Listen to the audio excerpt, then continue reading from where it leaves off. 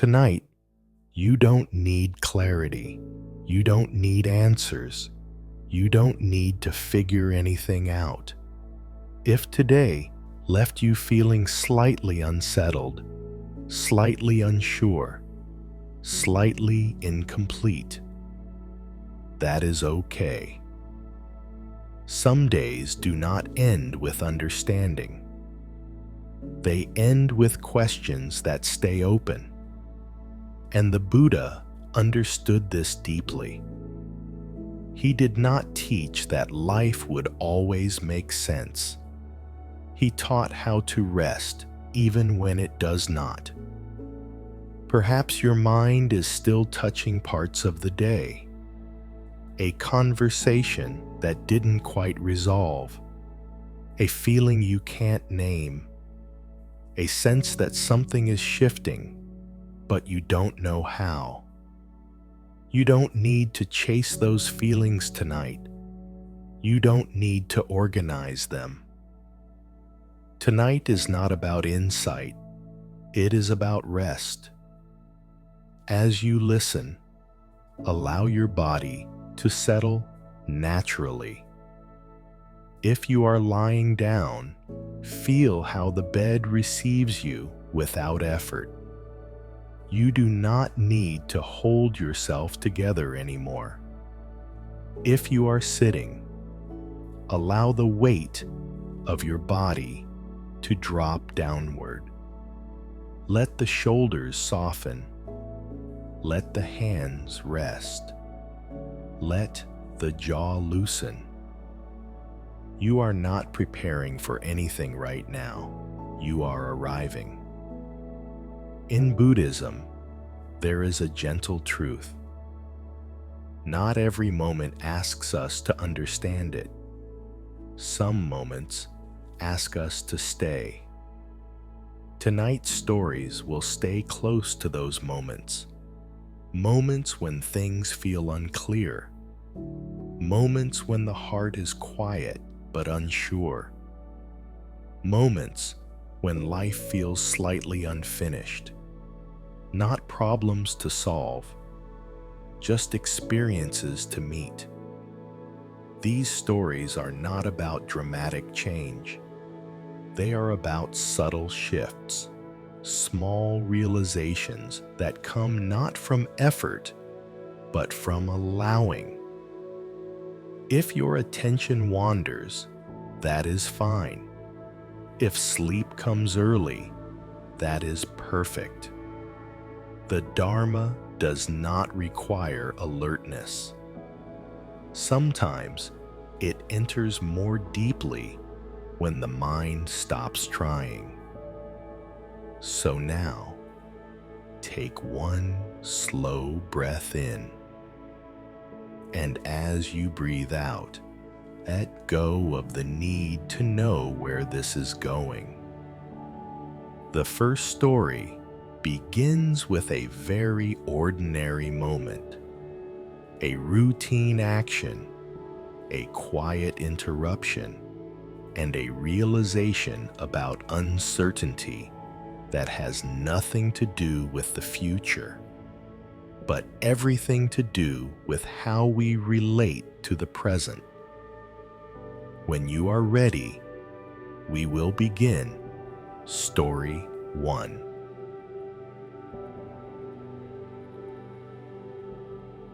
The door that didn't close properly.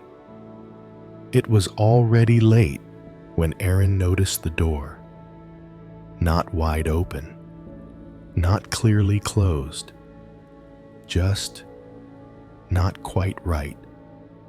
He stood in the hallway of his apartment, one hand still resting on the doorknob, staring at the narrow gap where light from inside spilled softly into the dark stairwell. He was certain he had closed it. He always did. It was part of his routine. Lock, check, turn away.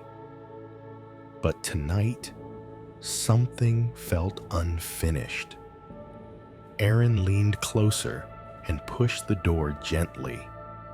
It moved a little, then stopped. Not fully closed, not fully open. He felt a small unease rise in his chest.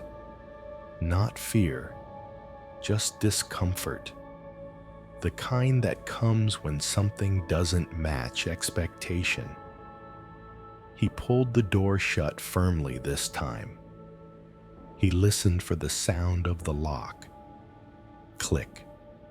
Satisfied, he turned and walked inside.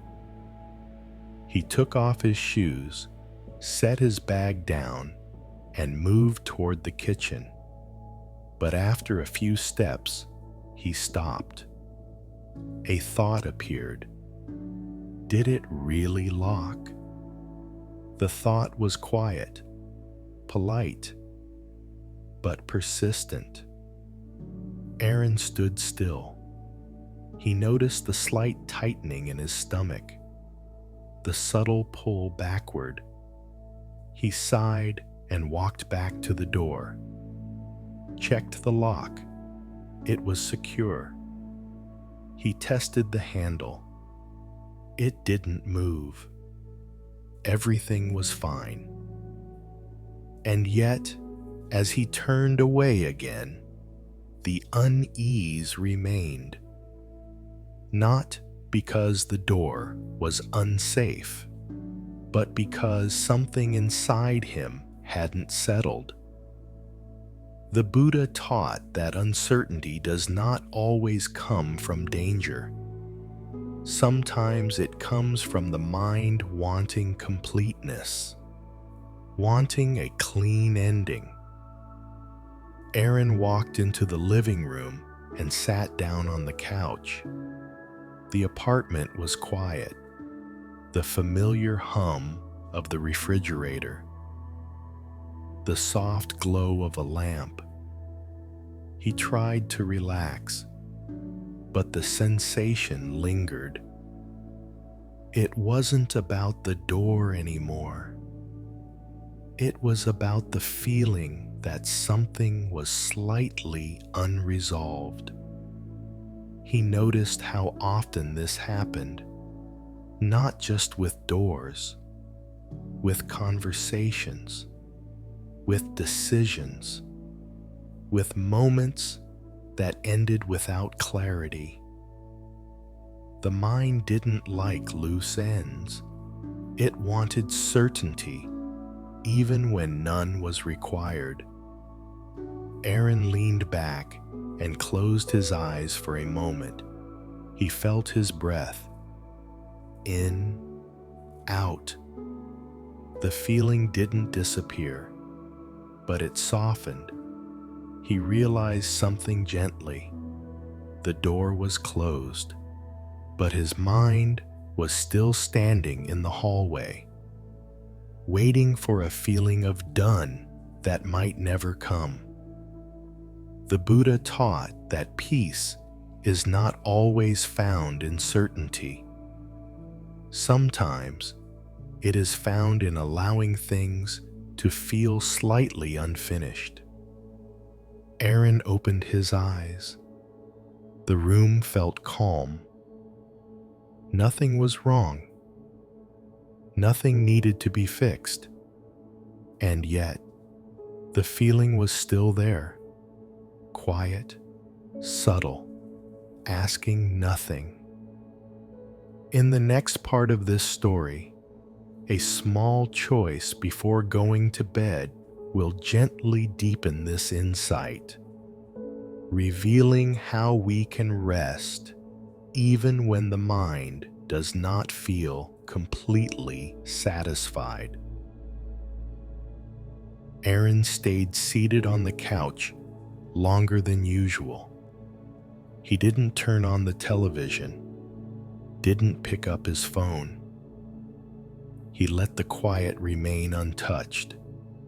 The feeling was still there, not loud, not urgent, just a subtle sense of incompleteness, as if something small had been left undone. He noticed how the mind kept returning to the door, not visually, emotionally. It was no longer about safety. It was about reassurance. The mind wanted a signal, a clear message that everything was finished, secure, resolved. Aaron rested his hands on his thighs and felt their weight. The couch supported him easily. He took a slow breath in, then out. The breath did not ask whether the door was locked. It did not need confirmation. It simply moved. The Buddha taught that the mind seeks certainty in order to feel at ease. But ease does not always follow certainty. Sometimes, even when everything is checked, the unease remains. And sometimes, when nothing is checked, peace still arrives. Aaron stood up and walked slowly toward the bedroom. He paused in the hallway. The door was still there, closed, quiet, unchanged. He noticed something new. His body no longer felt pulled toward it. The tension had shifted, not gone, but no longer demanding action. He turned away from the door without checking it again. This felt unfamiliar, almost irresponsible, but also relieving. In the bedroom, he changed into comfortable clothes. Each movement was slower than usual, more deliberate, not to be mindful, but because there was no rush. He sat on the edge of the bed and leaned forward slightly, rested his elbows on his knees. The feeling returned gently. Something isn't complete. Aaron did not argue with it. He did not explain. He simply noticed it as a sensation, a slight pressure in the chest, a quiet restlessness. He remembered how often his life felt like this, not in big ways, but in small, constant ones. Emails that didn't get replies, decisions that felt only half right, conversations that ended without clarity. The mind wanted closure, but life rarely provided it neatly. The Buddha taught that clinging to completion creates suffering in an unfinished world. Aaron lay back on the bed and stared at the ceiling. The light above cast a soft shadow. He followed the shadow as it barely shifted. He realized that nothing in this moment needed to be finished. The day had already ended. The door was already closed. The only thing still open was the mind's demand for certainty. He placed one hand on his chest, felt the warmth there, felt the slow rise and fall with each breath. The feeling did not disappear, but it changed. It no longer felt like a problem. It felt like a sensation passing through awareness. He allowed it to be there, just like the sound of the refrigerator, just like the darkness outside, just like the breath. Gradually, his body responded. The shoulders dropped, the jaw softened, The space behind the eyes relaxed. Aaron felt tired now, not the sharp tiredness of effort, the gentle tiredness of allowing. He realized something quietly profound. Rest does not require the mind to feel finished. Sleep does not wait for certainty. The body knows how to let go, even when the mind is still unsure. As his breathing slowed, the sense of incompleteness faded into the background. Not resolved, not solved, just no longer important. The door did not matter. The feeling did not matter. Only rest mattered now. In the next part of this story, a brief moment during the night will quietly complete this lesson, showing how peace can exist even alongside uncertainty. Sometime during the night, Aaron woke briefly, not fully awake, just enough to notice the darkness. The room was quiet, still. He lay on his back, eyes half open, breathing slowly. For a moment, the thought returned. The door. It arrived softly, without urgency. He didn't move. He didn't feel the need to get up. He noticed the thought the same way he noticed the darkness, present, but not demanding. The body felt heavy, comfortably so.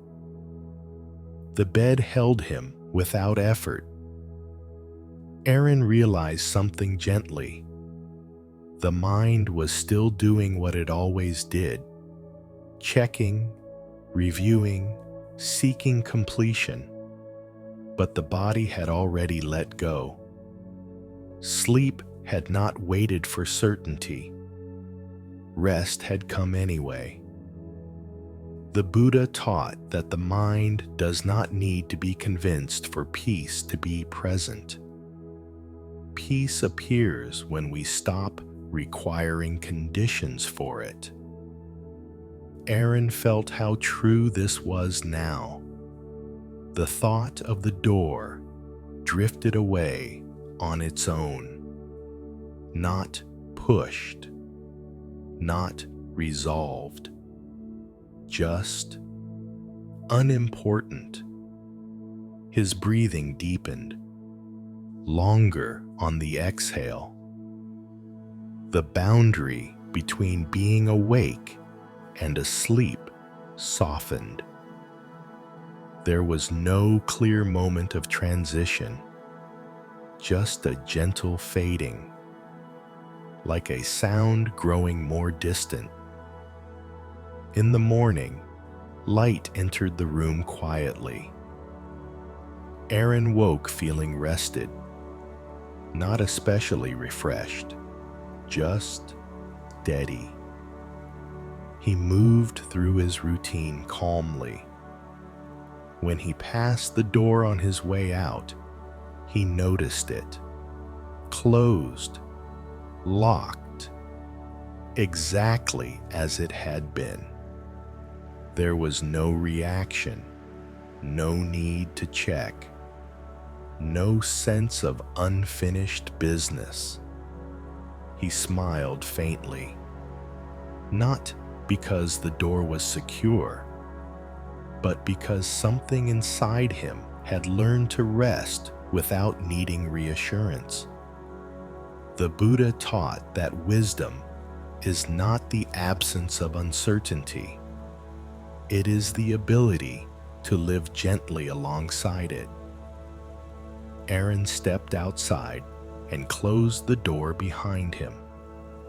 This time, the sound of the lock was simply a sound, nothing more, nothing less. As you rest here, listening, you may notice how the body relaxes even when the mind does not have all its answers. Some things remain slightly unfinished. Some feelings remain unnamed. And still, rest is possible. In the next story, we will explore another very quiet habit of the mind. Not uncertainty this time, but anticipation. That subtle leaning forward into what is about to happen, even when nothing is happening yet. Through a very ordinary situation, the Buddha's teaching on meeting life where it is will gently unfold. When you are ready, we will begin Story 2. The sound that hadn't happened yet. Every evening around the same time, Clara waited for the sound. Not loudly, not consciously, but it was always there.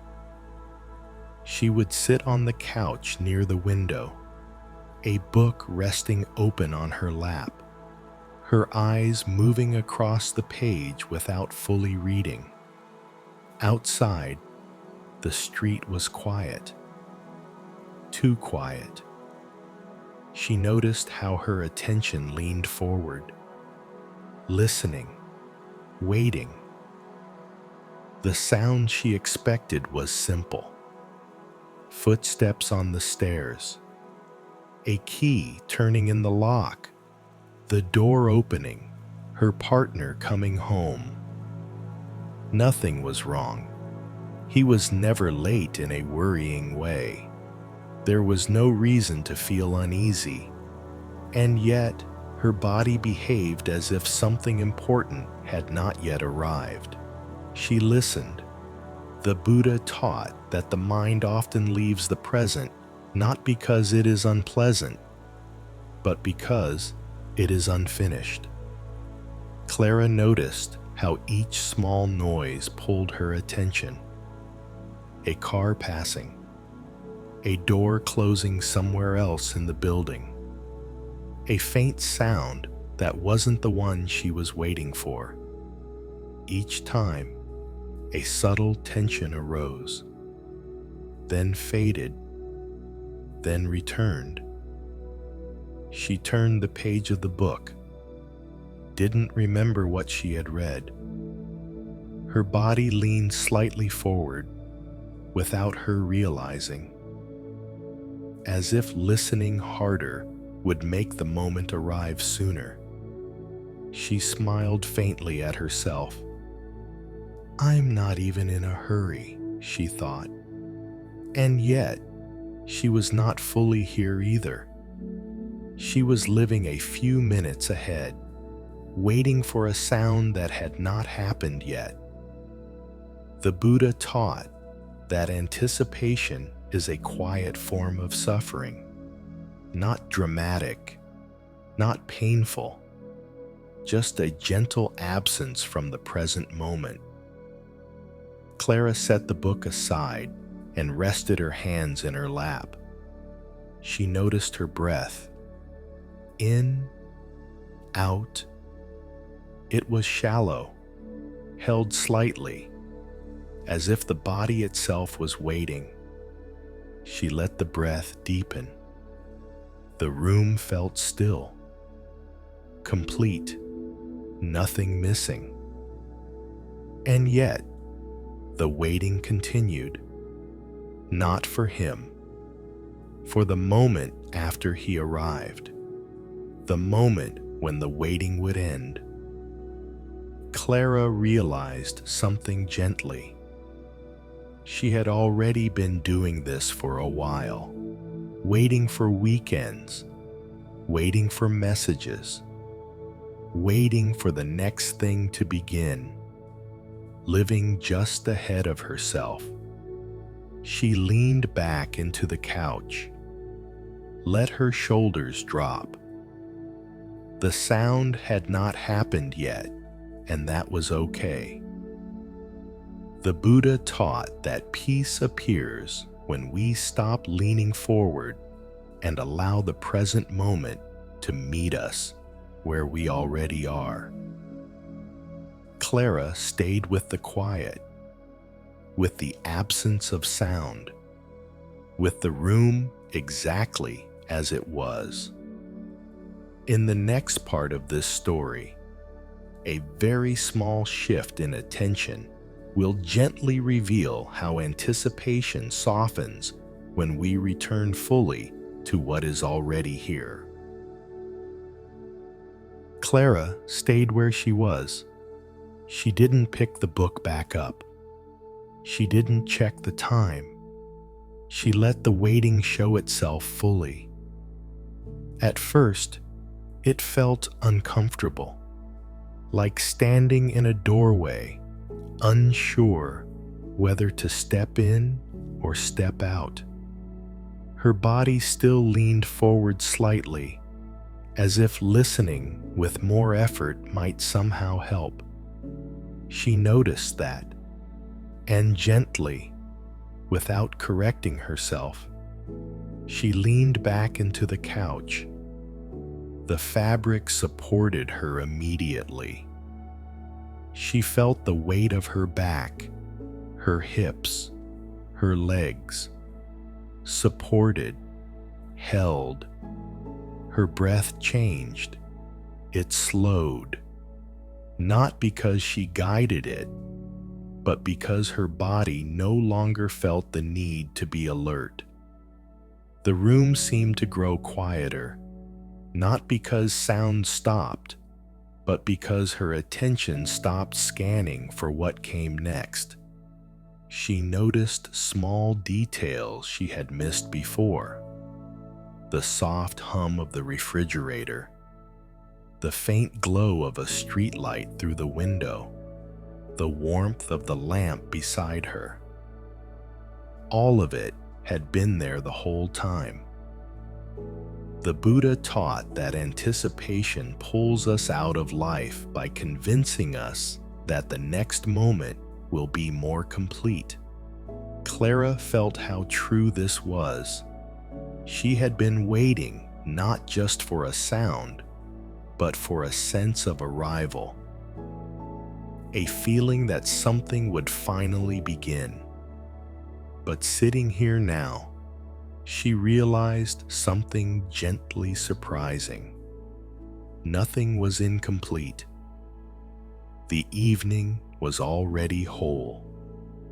She placed one hand on her stomach and felt the rise and fall of her breath. In, out. She noticed how often her life felt like this. Meals eaten while thinking about what came after.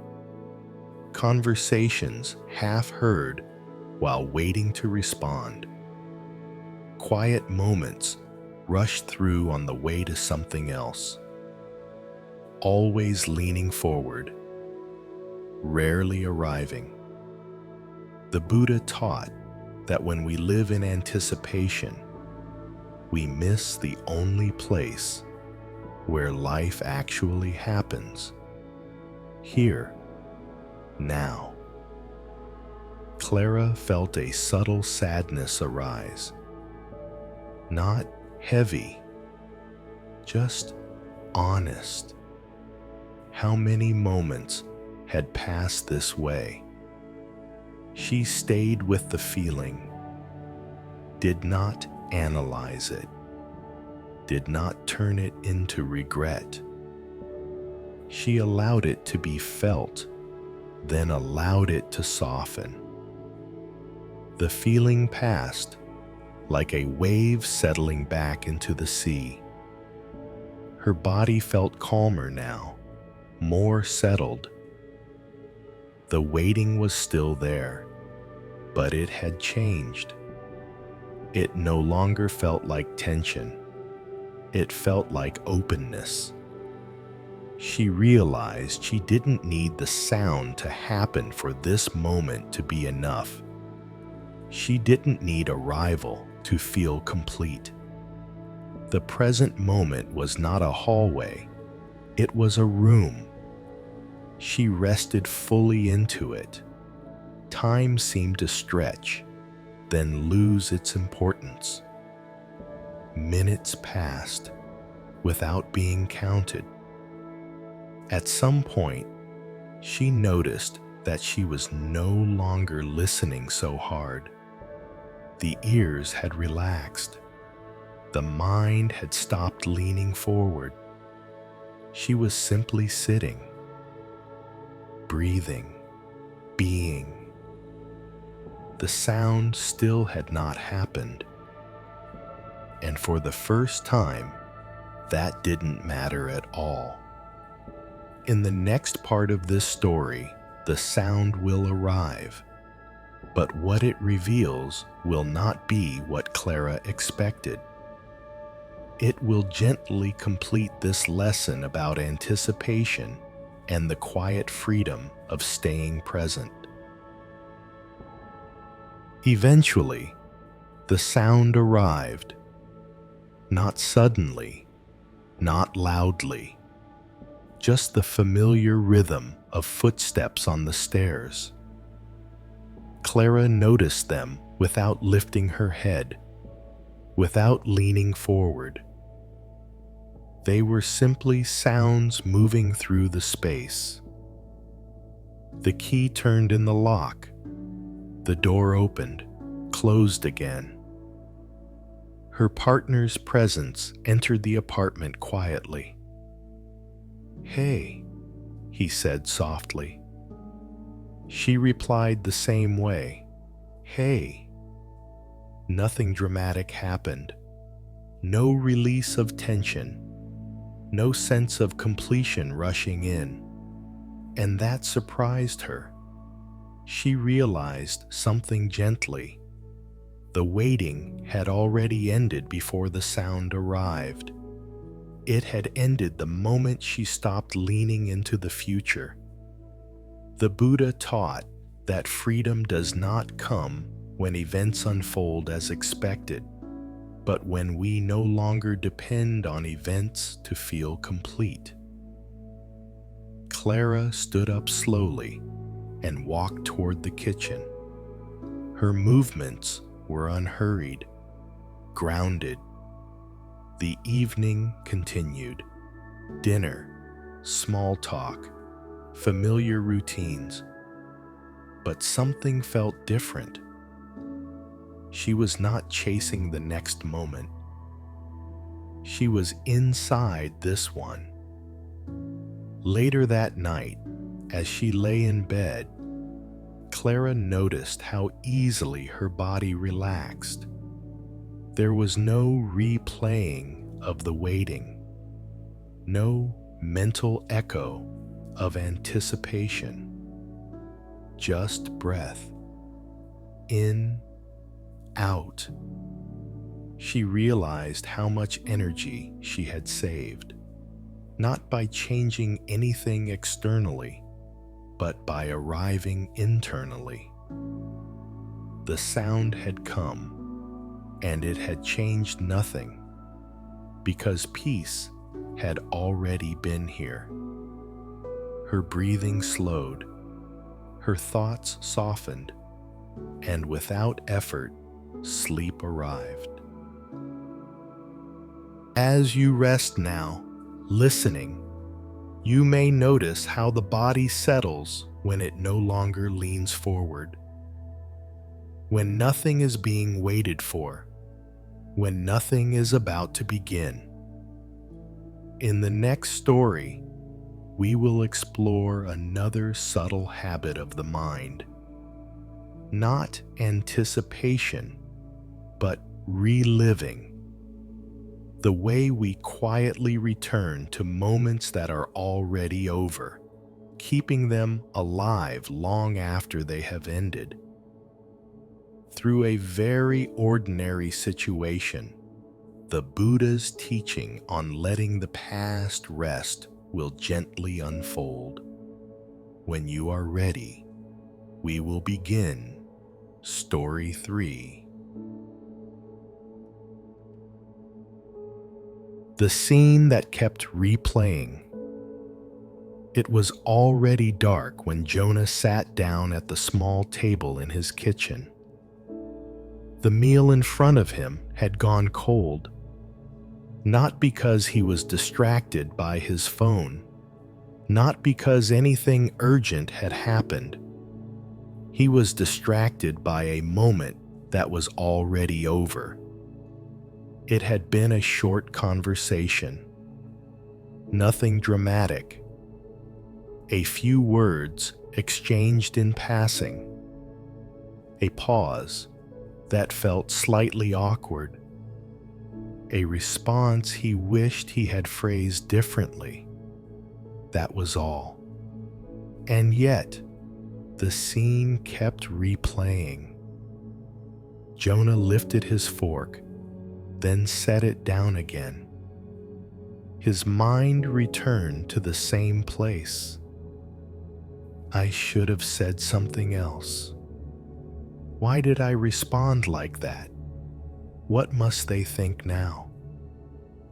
The Buddha taught that the mind has a habit of returning to moments it believes are unfinished, moments that did not end cleanly.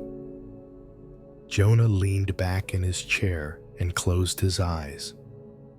The kitchen was quiet. The hum of the refrigerator filled the space. But inside, the conversation continued. He replayed the tone, the expression on the other person's face, the exact timing of his reply. Each replay felt slightly different, as if this time he might finally fix it. But nothing changed. The scene ended the same way every time. Jonah noticed the familiar tension in his chest, not strong, just enough to keep him from settling. He wasn't angry. He wasn't ashamed. He was simply stuck. The moment had ended hours ago, but it was still alive inside him. The Buddha taught that reliving the past is the mind's attempt to regain control over what can no longer be touched. Jonah sighed softly. He realized how often this happened. Moments from days ago, from weeks ago, sometimes even from years ago. Scenes replayed quietly in the background, asking for a different ending. But life rarely offered one. He looked down at his plate again. The food had lost its warmth. He took a bite anyway.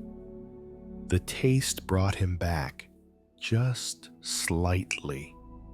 He noticed the feel of the chair beneath him, the solid floor under his feet.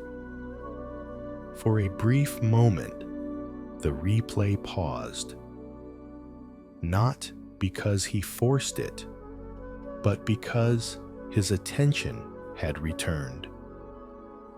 Then, gently, the scene tried to appear again. Jonah did not push it away. He did not follow it either. He simply noticed how the body reacted, the slight tightening, the shallow breath. He realized something quietly. The past was not replaying itself.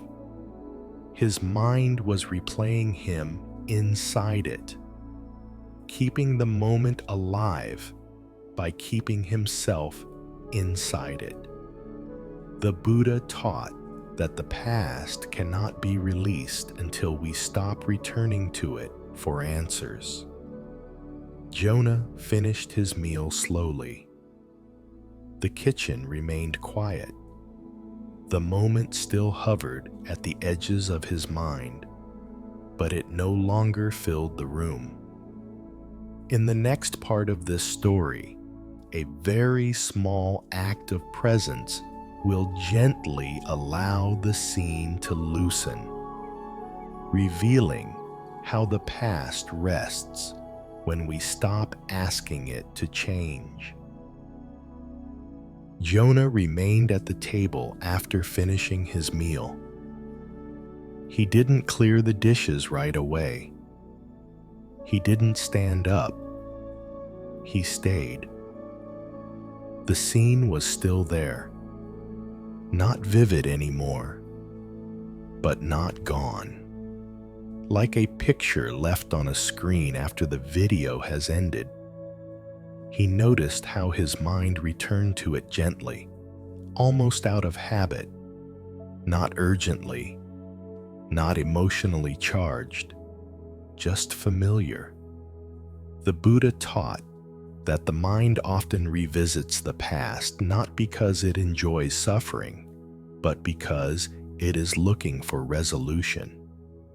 Jonah placed his hands flat on the table, felt the cool surface beneath his palms, solid, present.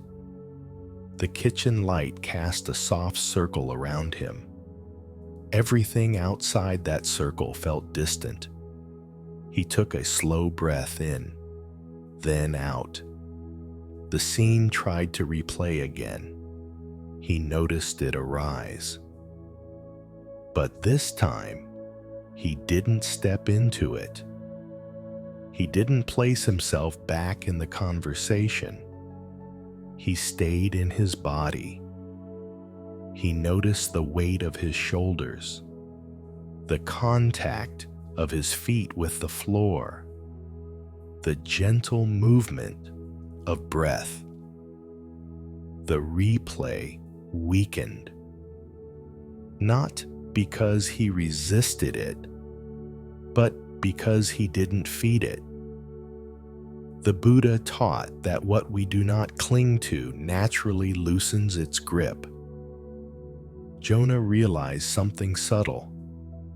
Each time he replayed the scene, he was trying to feel different about it, less awkward, less uncertain, more at ease. But the feeling had already happened. It had completed itself long ago. Only the memory remained, and the memory did not need fixing. He stood up slowly and carried the dishes to the sink. The sound of running water filled the room. He washed the plate slowly, not thinking, just feeling the warmth of the water on his hands. The sensation grounded him, pulled him fully into now. The scene faded further, not erased, but no longer central. As he dried his hands, Jonah noticed something quietly freeing. The moment had no power unless he returned to it. It did not follow him. He carried it, and he could also set it down. He turned off the kitchen light and walked into the living room. The apartment felt calm, still. He sat down and leaned back, let his head rest against the couch. His breath deepened naturally. The scene tried to appear once more, faint, almost polite. Jonah smiled slightly, not in amusement, in recognition. He did not chase it away. He did not invite it in. He simply stayed where he was. The Buddha taught that the past ends when we stop visiting it. Jonah felt that truth settle into his body. The muscles around his eyes softened. The tension in his chest eased. The replay lost its momentum. It drifted like a sound fading into silence. Time passed without being counted. The room grew quieter. Jonah felt tired now, not mentally tired, gently tired, the kind that comes when something has finally been released. In the next part of this story, a brief moment before sleep will quietly complete this lesson, showing how the past rests naturally when we allow it to remain where it belongs. Later that night, Jonah lay in bed with the lights off. The room was quiet, not empty, just settled. He rested on his back, one hand on his chest, feeling the slow rhythm beneath his palm. In, out. The scene returned one last time, not sharply, not vividly, more like a memory of a memory. Jonah noticed it without tension, without interest. He realized something gently. The scene only replayed when he leaned toward it. And tonight, he wasn't leaning anywhere. He was here. The Buddha taught that memories do not trap us. We trap ourselves inside them by refusing to leave. Jonah felt how true this was now. The body had already moved on. The day had already ended. The night had already begun. The scene belonged to a time that no longer existed. He didn't push it away. He didn't correct it. He simply allowed it to remain unfinished, and therefore complete. His breathing slowed. The space between breaths widened. Thoughts grew softer, then thinner. There was no effort to sleep. Sleep approached on its own. As the boundary between waking and resting blurred, Jonah felt a quiet relief. Not because the past had been resolved, but because it no longer needed his attention. The past could stay where it was, and he could rest here. The scene faded, not forced, not erased, just no longer revisited. And in that gentle, not returning, sleep arrived. As you rest here now, listening, you may notice how the body relaxes when the past is allowed to stay in the past. Moments end. Feelings pass, scenes fade, and rest remains. In the next story, we will explore another very quiet habit of the mind. Not anticipation, not reliving, but resistance. That subtle tightening against what is already happening. Through a very ordinary situation, the Buddha's teaching on softening into experience will gently unfold. When you are ready, we will begin Story 4.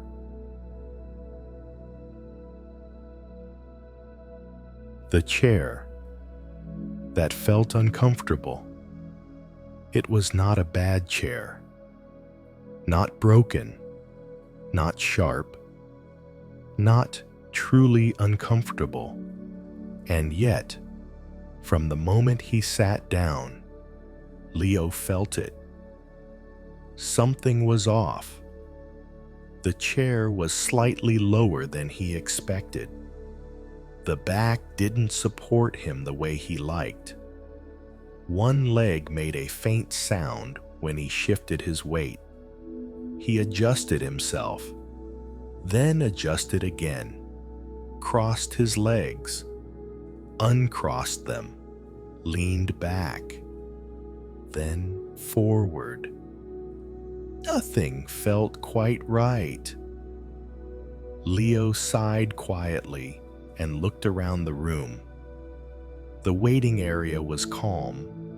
Soft lighting, muted colors, people sitting quietly, each in their own small world.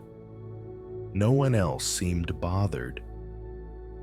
The Buddha taught that suffering often begins not with pain, but with resistance to mild discomfort.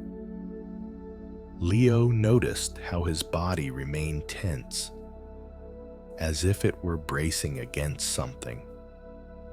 The chair hadn't changed, but his relationship to it had. He shifted again. The faint sound returned. He felt a flicker of irritation. Why can't this just be comfortable? The thought appeared automatically.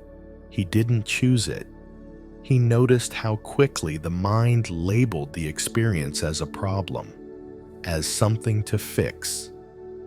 Leo placed his feet flat on the floor and rested his hands on his thighs. He tried to relax, but the effort itself felt tight. He realized something gently. He wasn't uncomfortable because of the chair. He was uncomfortable because he wanted the chair to be different. The Buddha taught that resistance turns simple sensation into suffering. Leo leaned back and closed his eyes for a moment. He felt the contact points clearly now. The pressure beneath his legs. The support, imperfect but present, behind his back. The solid ground under his feet. The sensations were neutral, not pleasant, not painful, just there. His breath was shallow. He let it deepen. In, out. The chair still wasn't perfect, but something inside him softened. He noticed how much energy he had been using to silently argue with the moment. He hadn't realized he was doing it. It felt so natural, so automatic. Leo opened his eyes again. The room looked the same.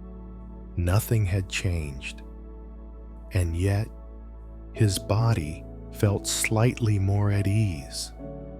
The chair no longer felt like an enemy, just an object, doing its best. In the next part of this story, a very small shift in attention will gently reveal how resistance dissolves when we stop asking experience to improve and allow it to be exactly what it is. Leo stayed seated. That alone felt like a decision. Not to endure, not to tolerate, just to remain. The chair did not suddenly become comfortable. The uneven support was still there. The faint sound still appeared when he shifted slightly. Nothing had improved. And yet, the tightness in his chest began to ease. he noticed something important. The discomfort itself was simple, just sensation, pressure, contact, a mild imbalance. What made it exhausting was the constant quiet demand that it should not be happening. Leo felt how often his life moved this way. Small annoyances, minor inconveniences, moments that were not quite right. Each one met with a subtle tightening, a silent argument. This shouldn't be like this. The Buddha taught that resistance does not announce itself loudly. It hides inside preference, inside wanting things to be just a little different. Leo let his shoulders drop. He noticed how they had been lifted without his awareness. His breath moved lower into his chest, then into his belly, in, out. The chair pressed against his body. The body pressed back. Neither was wrong. Neither needed to win. He realized something gently. He had been waiting for comfort before allowing himself to rest. But rest did not need comfort. It needed permission. He placed his attention on a single point of contact. The soles of his feet against the floor, solid, reliable. The floor did not ask him to adjust, it simply held him. From there, he allowed his attention to widen, the weight of his legs, the support beneath him, the air touching his skin. Each sensation appeared on its own. None of them asked for commentary. The resistance softened further. Not all at once, gradually, like a hand unclenching without effort. Leo noticed that when he stopped fighting the chair stopped feeling like a problem. It was still imperfect, but it was no longer personal. The Buddha taught that suffering grows when we turn experience into an opponent. Leo smiled faintly, not because he was comfortable, but because he was no longer struggling. Time passed. He didn't measure it. The waiting area remained quiet. People came and went. Leo stayed where he was. And something unexpected happened. The discomfort faded into the background. Not gone, but no longer central. His body found a way to rest inside the imperfection. He realized how often he postponed ease, waiting for conditions to improve, waiting for the right chair, the right moment, the right feeling. But ease was already possible, right here. As his breathing slowed, Leo felt a gentle tiredness arrive. Not fatigue, release. The effort of resisting had ended. The body responded immediately. The jaw softened. The space around the eyes relaxed.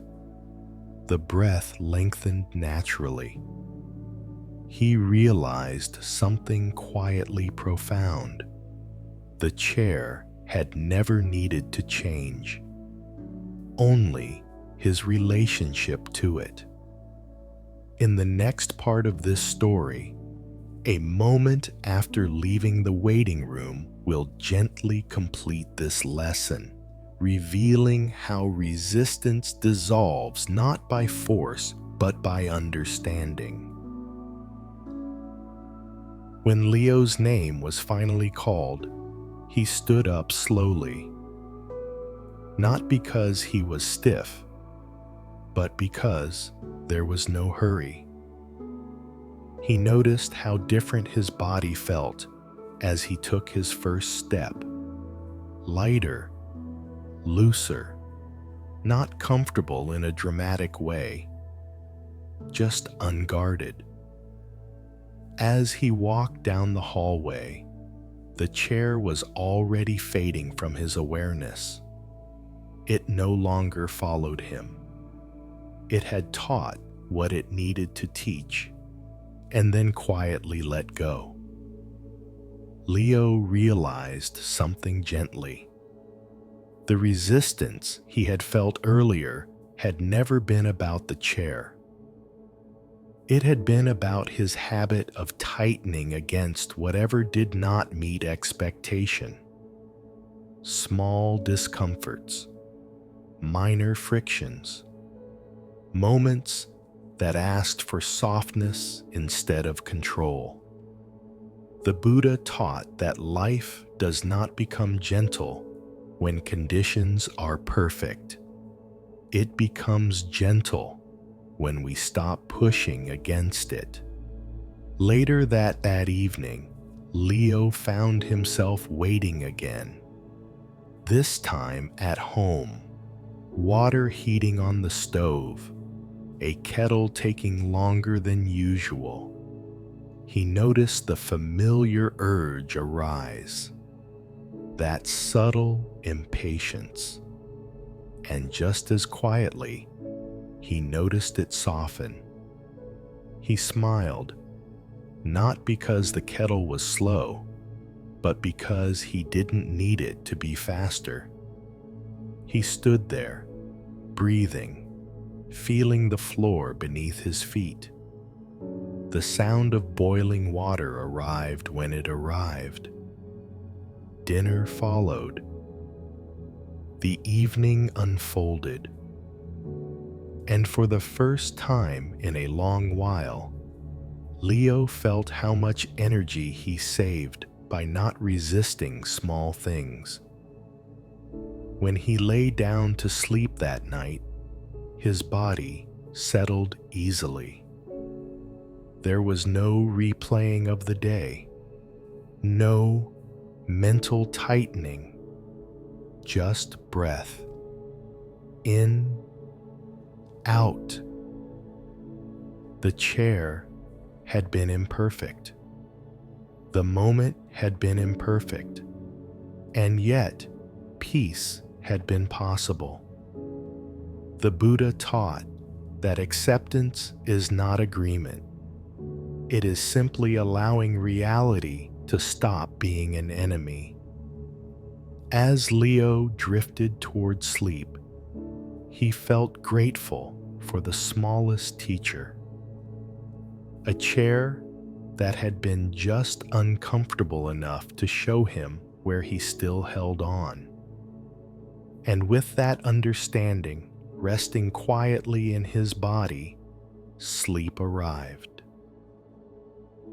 As you rest here now, listening, you may notice how the body relaxes when resistance fades. When we stop pushing away what is already here.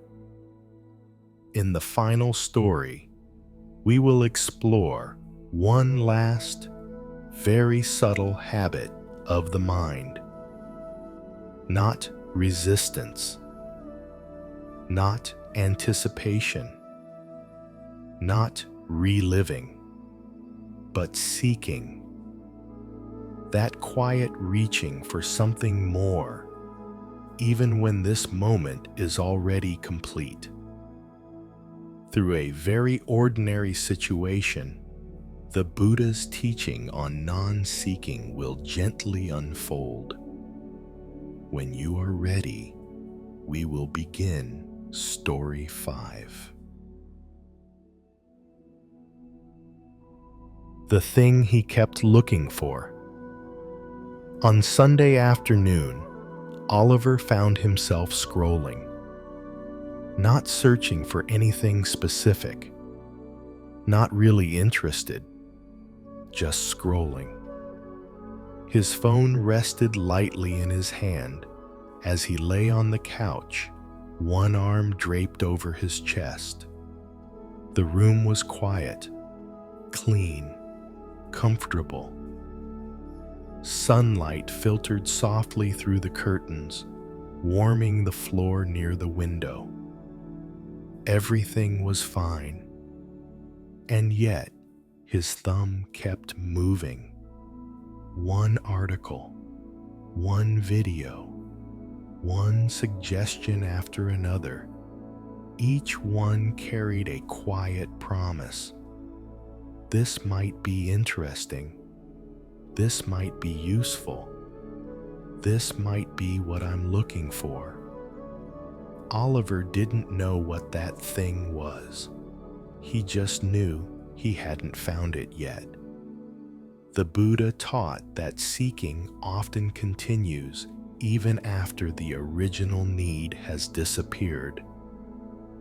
Oliver sighed softly and set the phone down beside him.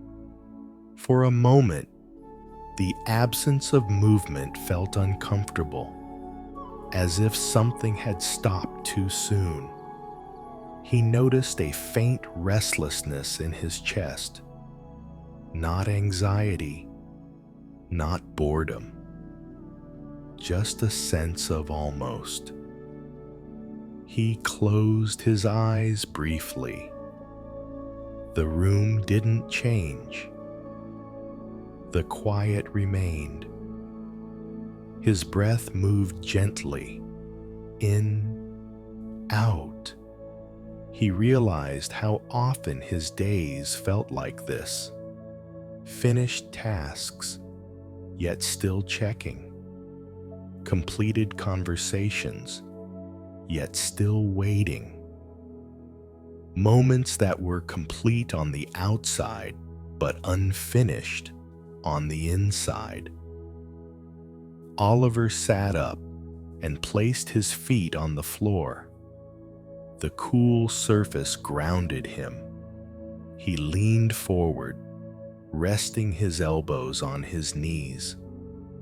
The urge to pick up the phone returned, strong, automatic.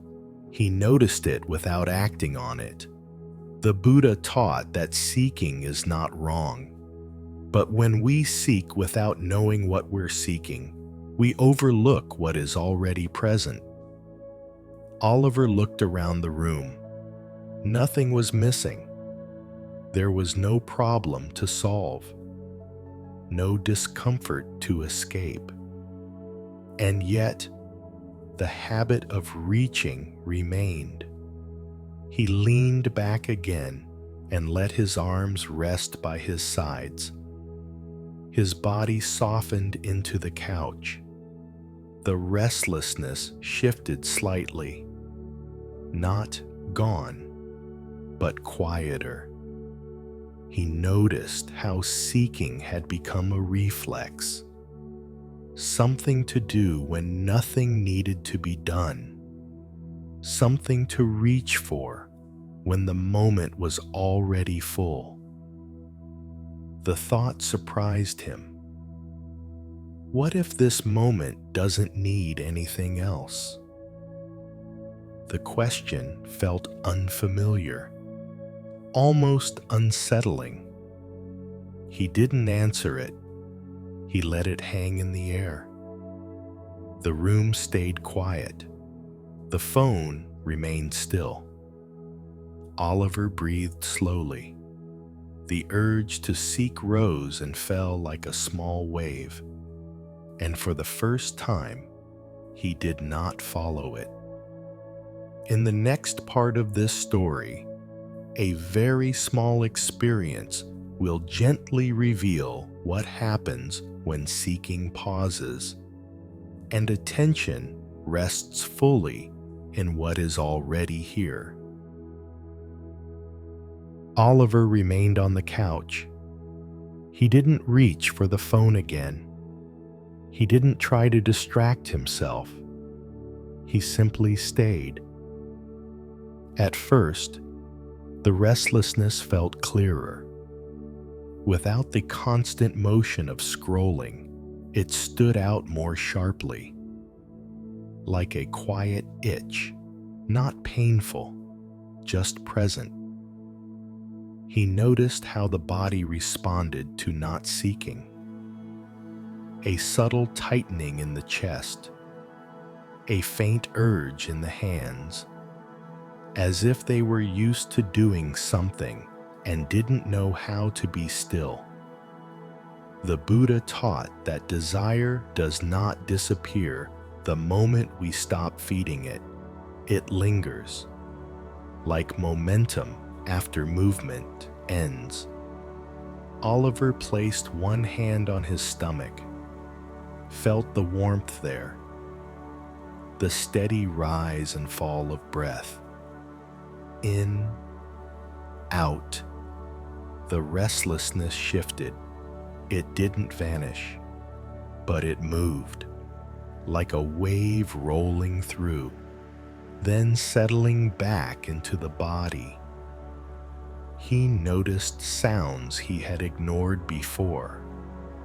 A bird calling outside, the distant hum of traffic, the soft ticking of a clock in another room. Each sound appeared on its own. None of them asked to be improved. None of them promised anything more. They were complete as they were.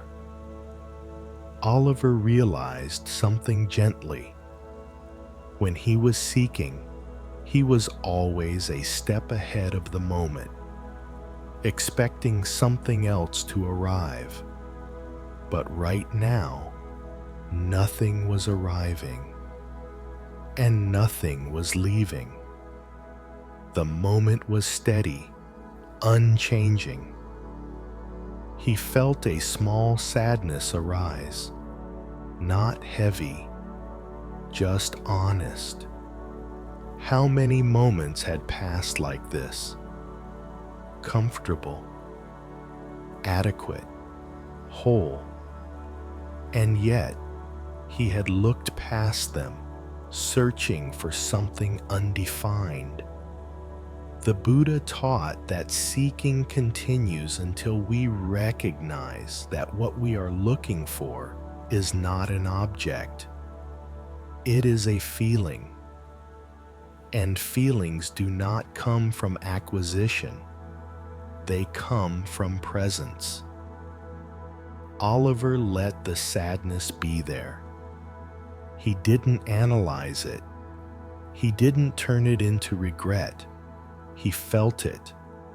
The sadness softened, then faded. In its place, a quiet calm settled in. Not excitement, not satisfaction, just calm. His body felt heavier now, settled into the couch. The urge to seek returned briefly, a faint pull toward the phone. He noticed it, and noticed how unnecessary it felt. There was nothing on the screen that could add to this moment. The moment was already full. Oliver closed his eyes, not to meditate, just to rest. The darkness behind his eyelids felt gentle, safe. His breathing slowed naturally. Thoughts appeared less frequently now. When they did, they felt thin, less convincing. He realized something quietly profound. Seeking had never been about lack. It had been about habit, a learned movement of the mind. And like all movements, it could come to rest. Oliver felt the restlessness dissolve into the background, not gone forever, but no longer in charge. His body responded immediately. The jaw softened, the shoulders dropped, the space around the eyes relaxed. Time passed without being counted. The afternoon light shifted. The room grew dimmer. Oliver felt tired, not drained, comfortably tired. The kind of tiredness that comes when the mind stops reaching outward. In the next part of this story, a moment before sleep will quietly complete this lesson, showing how non-seeking allows rest to arrive without effort. That night, Oliver prepared for bed without the usual distractions. He left the phone on the table in the other room. Not as a rule, not as discipline. It simply didn't feel necessary. The apartment was quiet, soft, undemanding. He changed into comfortable clothes and turned off most of the lights, leaving the room dim and calm. As he lay down, his body responded immediately. The mattress supported him fully. No adjusting, no restlessness, just weight meeting support. He noticed how different this felt. Usually, there was one last check, one last search, one more look at something, anything. But tonight, there was no sense of almost. Nothing felt unfinished. His breath moved slowly, in, out. The mind tried once, gently, to reach. A faint idea, a soft impulse. Is there something else I should do? Oliver noticed it, and then he noticed the body, warm, still, safe. The impulse faded on its own.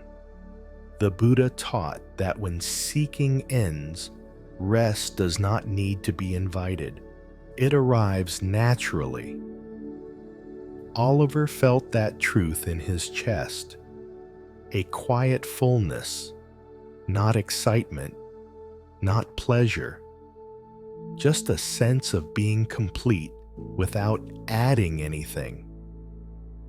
Thoughts became fewer, less insistent. The space between them widened. He didn't try to sleep. Sleep approached on its own, like a tide returning to shore. There was no clear moment when wakefulness ended, only a soft dissolving. The day, the searching, the reaching, all of it faded gently into rest. As you rest here now, listening, you may notice how your own body responds when seeking slows, when nothing more is being asked of this moment. No improvement, no next step, no better version. Just this: breathing, resting, being held. Now, we will allow everything to settle completely. Now, there is nothing left to look for, nothing left to complete, nothing left to improve. The stories can gently fade. They have already done what they needed to do. Like a hand that has been holding something tightly, they slowly open and rest. Tonight, We did not search for answers. We did not chase clarity. We did not try to fix the mind. We simply noticed.